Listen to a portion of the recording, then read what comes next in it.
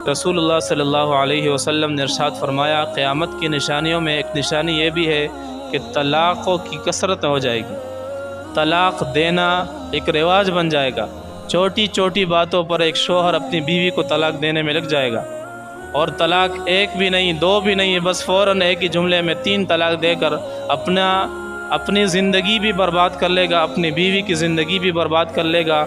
गलती बज़ाहिर छोटी होती है, लेकिन उसका जो मामला और उसका अंजाम जो तलाक़ की सूरत में आता है, तो फिर वो दोनों ख़ानदानों के आपस के इख्तिलाफ़ का सबब भी बन जाता है, आपस की नफ़रत का सबब भी बन जाता है, और आपस के ख़ानदान की जुदाई का सबब भी बन जाता है। ख़ानदान कट जाते हैं इसी तलाक़ के ज़रिए।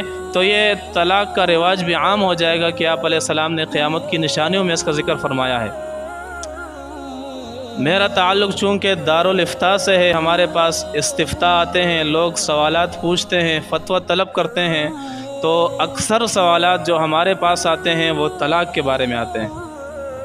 बंदा उस वक़्त फिर बाद में बहाने बनाते हैं कि मैं तो गुस्से की हालत में था, और मैं तो बिल्कुल ऐसे हालात में था, मुझे किसी चीज़ का होश व हवास नहीं था, अब मैं पशेमान हूँ, अब मैं शर्मिंदा हूँ, अब मुझे कोई रास्ता मिल सकता है या नहीं।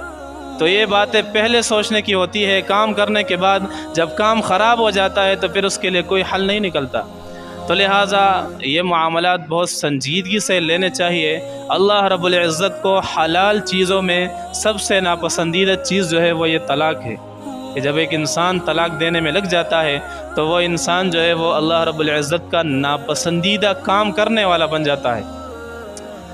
ये ठीक है कि अल्लाह रब्बुल इज़्ज़त ने और शरीयत ने हमारे सामने ये रास्ता रखा है कि अगर मियाँ बीवी के दरमियान इख्तिलाफ़ात ज़्यादा हो जाएं और ख़ानदान के बड़ों ने भी उनके दरमियान फ़ैसला करने की कोशिश की, उनको आपस में मिलाने की कोशिश की, लेकिन उनका नफ़रत और उनका इख्तिलाफ़ इस हद तक बढ़ गया है कि अब वो आइंदा एक दूसरे के साथ ज़िंदगी गुजारना नहीं चाहते, तो उस वक़्त शरीयत ने तलाक़ का रास्ता तो हमारे सामने रखा है कि ऐसी मजबूरी में आप अपनी बीवी को तलाक़ दे सकते हो।